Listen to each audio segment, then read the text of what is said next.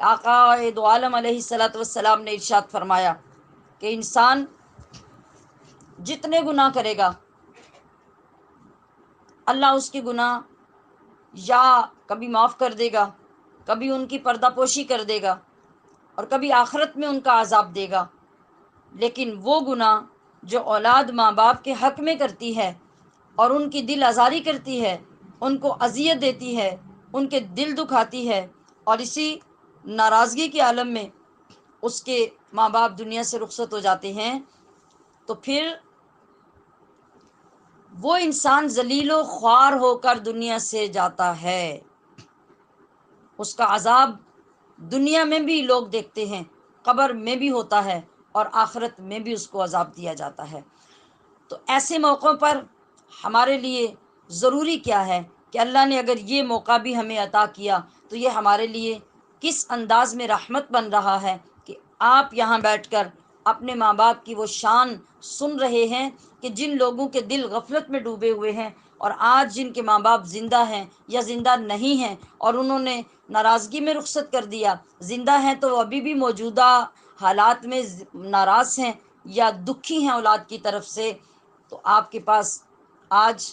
کتنا شاندار موقع ہوا کہ آپ فوراً یہاں سے اٹھ کر اسی صحابی کی طرح، اسی شخص کی طرح اپنے ماں باپ کے پیر پکڑ کر راضی کر سکتے ہیں۔ ابھی آپ کے پاس وقت ہے، اور اگر وفات پا چکے ہیں تو قبر پہ جا کے صدقہ و خیرات کی کثرت کر کے، ان کے ایصال ثواب کی کثرت کر کے، آج بھی اللہ نے آپ کے لیے موقع رکھا ہے کہ اپنی موت سے پہلے ان کی قبروں پہ جا کر بھی تم معافی مانگ سکتے ہو۔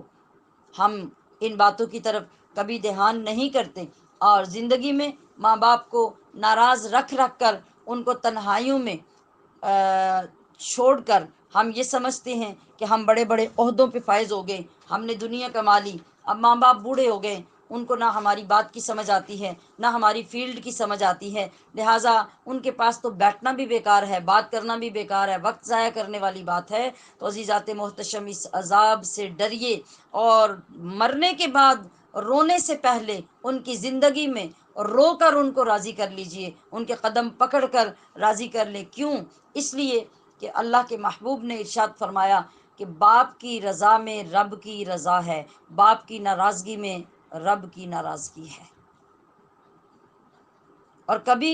کہیں پر یہ دیکھا جاتا ہے کہ جب بھی شان بیان ہو رہی ہے تو صرف ماں کی، فضیلت بیان ہو رہی ہے تو صرف ماں کی بات بیان کی جا رہی ہے، صرف ماں کی، اور باپ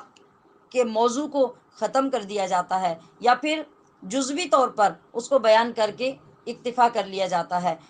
یاد رکھیے کہ ماں کے پیروں تلے اگر جنت ہے تو باپ کو اللہ کے محبوب صلی اللہ علیہ وسلم نے جنت کا سینٹرل گیٹ فرمایا ہے۔ مجھے بتائیے کہ اگر آپ کی جنت ماں کے قدموں کے نیچے ہے تو کیا آپ گیٹ کو چھوڑ کر، اسے نظر انداز کر کے کسی اور طریقے سے جنت میں داخل ہو سکتے ہیں؟ نہیں، آپ کو گیٹ میں سے گزر کر ہی باوقار طریقے سے جنت میں جانا ہے۔ تو پھر سوچئے کہ ماں اور باپ میں سے ہر ایک کا ادب، ہر ایک کا احترام کس قدر ہے۔ اللہ تعالیٰ کا شکر ادا کیجئے جس نے آپ کو ماں باپ جیسی، ہم سب کو ماں باپ جیسی نعمت عطا کی، اور پھر سب سے بڑا شکر اس وقت کیجئے جب آپ کے ماں باپ آپ سے راضی ہوں اور اس حال میں دنیا سے رخصت ہوں، آپ کو دعائیں دیتے ہوئے دنیا سے جائیں، اس وقت آپ سے خوش نصیب کوئی اولاد نہیں ہے۔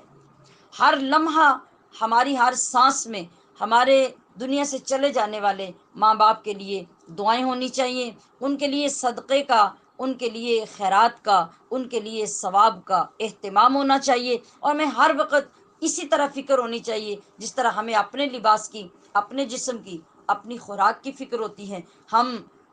اگر زندگی میں کوتاہیاں کرتے بھی رہے ہیں تو ان کی موت کے بعد کبھی کوتاہی نہ کریں۔ ایک جاننے والے شخص بیان کرتے ہیں کہ ہمارے عزیزوں میں ایک بزرگ آدمی تھے، بیرون ملک سیٹل ہو گئے، اولاد ساری وہاں چلی گئی، خاندان ادھر منتقل ہو گیا، ریل پیل تھی مال کی، دولت کی، کسی چیز کی کمی نہیں۔ تو میں ملاقات کے لیے ان کے پاس گیا، میں نے دیکھا کہ طرح طرح کے ہیٹر پڑے ہیں، طرح طرح کی مشینری پڑی ہے، مساجر پڑے ہیں، مشینیں پڑی ہیں جو آٹومیٹیکلی ان کو مساج کرتی ہیں، دباتی ہیں. تو یوں لگ رہا تھا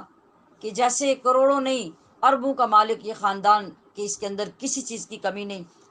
تو وہ بھائی کہتے ہیں کہ میں نے ان بزرگوں سے کہا کہ اللہ نے آپ پہ تو بڑا کرم کیا ہے، اللہ نے آپ کو بڑی دولت، بڑا مال عطا کیا، آپ کی اولاد نے تو بڑھاپے میں آپ کے لیے بڑی سہولتیں پیدا کر دی ہیں، ہر طرح کی مشینری آٹومیٹیکلی آپ کی خدمت کے لیے موجود ہے، تو آپ تو بڑے خوش نصیب ہیں. میں نے تو یہ گفتگو کی، بات کی، مگر وہ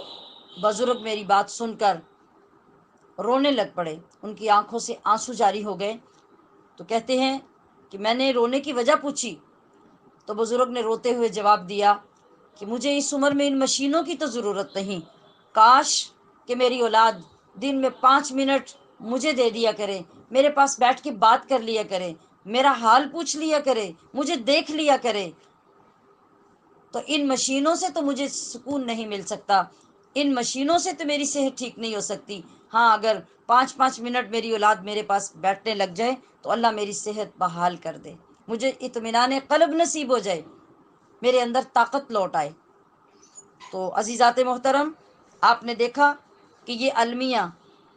تقریباً ہمارے ہر گھر کا ہے. کتنے خاندان ہیں، کتنے لوگ ہیں جو اپنے ماں باپ کو فزیکلی ٹائم دیتے ہیں، اپنے اخلاقیات کے ساتھ ان کو خوش رکھتے ہیں، حسن سلوک کر کے ان کو ہمہ وقت راضی رکھنے کی، خوش رکھنے کی کوشش کرتے ہیں. ایسا کبھی آپ کو نظر نہیں آئے گا، اگر آئے گا بھی تو خال خال آپ کو دیکھنے کو یہ ملے گا. ورنہ اسی طرح ہے کہ بڑھاپے میں ایک طرف بوڑھے لوگوں کو، بزرگوں کو ڈال دیا جاتا ہے، اور پھر ضرورت کے علاوہ کبھی ان کے کمرے میں بھی کوئی نہیں گیا، کبھی ان کی کھانسی سے کوئی تنگ ہے، کبھی ان کے